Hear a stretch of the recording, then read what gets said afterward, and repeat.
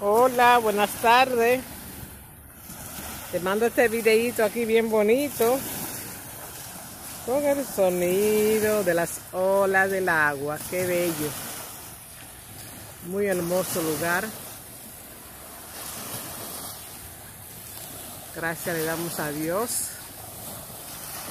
que siempre nos lleva de victoria en victoria y de gloria en gloria. Le damos gracias por su Santo Espíritu, que es el que nos guía cada día. Bendecimos su santísimo nombre cada día. En el nombre de Jesús. Amén. Bendiciones.